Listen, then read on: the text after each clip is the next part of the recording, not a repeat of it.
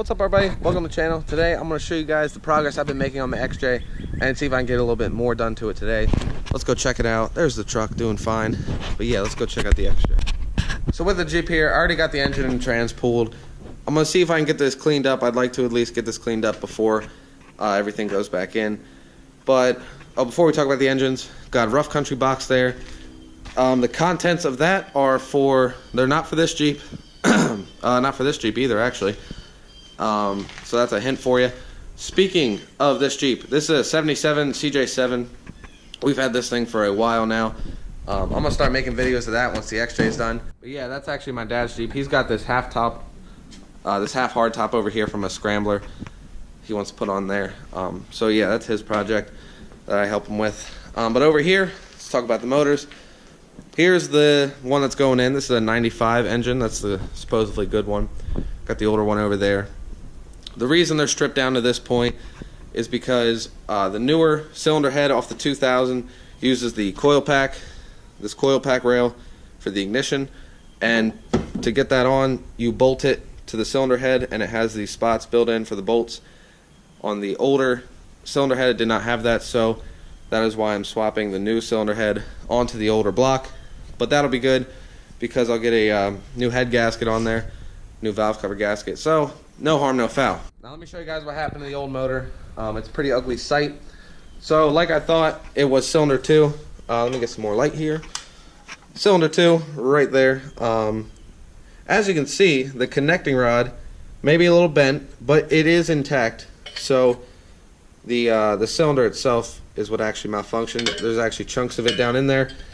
But the interesting thing is, I cleared out most of the bigger chunks of the cylinder out of there, and I can actually turn this motor over. So it probably, maybe, would have ran, you know, if that stuff didn't get in the way. But yeah, this block, though, is pretty much toast because the cylinder walls got scratched up pretty good on the sides here. Scratched up and scored and cuts. So the block is pretty much useless. I guess the only hope for it would be a stroker kit. That might be a cool project in the future, because I am definitely going to hang on to the block and do something with it. I don't know yet. But yeah, I got that tucked over to the side because I don't really need any of the stuff off of it anymore. I'll show you guys what all I swapped here. Got all the parts laying here. That's the old intake manifold. I don't need that. All the stuff I need is right here. I got the newer intake manifold, the old header, because it's going to sound better, because the new headers have built-in cats, 2 of them, on the header itself. So that's going to sound much better with the older header on it. But I'm not even going to use this one. I'm just going to buy a new one, because this one does have a nice crack right there. Anyway, what else was swapped? This came off the new motor. This is the power steering reservoir and pump, and it has the tensioner system on it. The old motor uses a tensioner on the AC compressor bracket here, so that's why I also have the newer AC compressor bracket. So yeah, that's pretty much all the stuff that was swapped, just those couple things, which isn't too bad.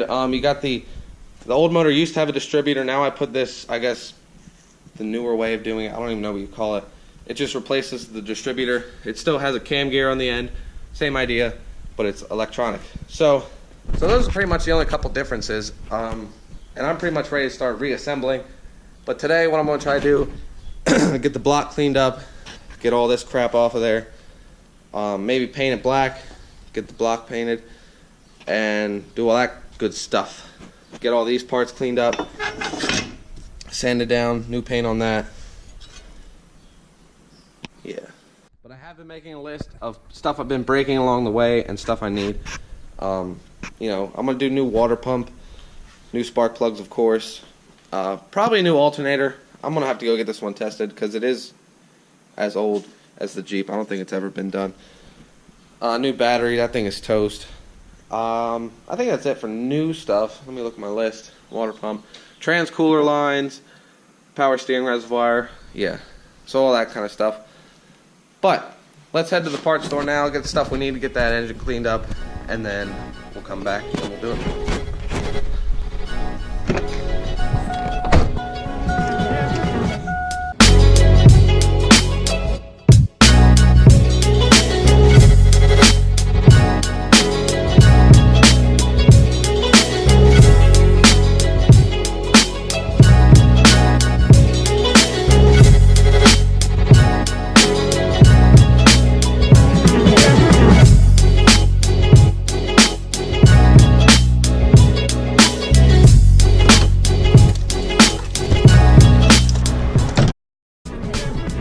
Alright, so we got everything we need here, so let's head back to the shop. Alright, back at the shop. Here's everything I got. Got some paint stripper, primer, 2 colors of paint. This is for the intake manifold, it's an aluminum paint, and then clear coat. So I'm gonna start spraying everything down with that paint stripper, spray down the block. And while that's happening, I'm gonna take off the throttle body here and the fuel rail, and then do the same thing with the valve cover and any other part I'm gonna be painting. So let's get to that. All right, so cleaning these parts is being a little bit more of a pain than I thought it would be.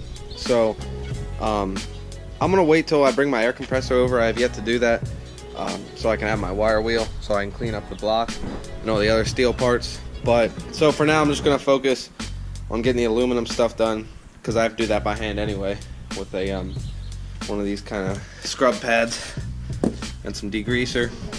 But yeah, this actually cleaned up nice so far, the intake manifold.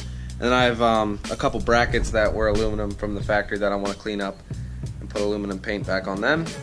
So I'm gonna focus on that for the rest of the day till I can get my air compressor up here, and then I can clean up the rest of the stuff, get that stuff painted. Right, so the intake manifold here turned out really nice. Yeah, it's already dry. I'm gonna take it over on the workbench and put her back together, everything I took off.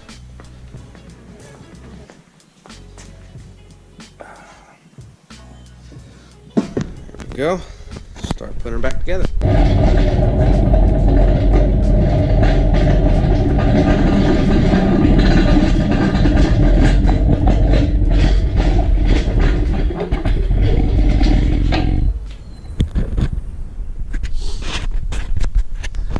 Alright, so I got the intake manifold done and the rest of those aluminum pieces, so that's pretty much going to wrap it up for this video. Sorry I couldn't get the block, even a primer coat on it.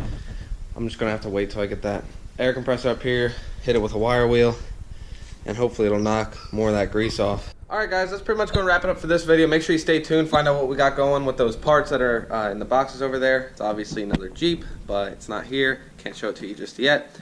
Also on the channel, hit 500 subscribers, which isn't that many, but I do appreciate the support from you guys.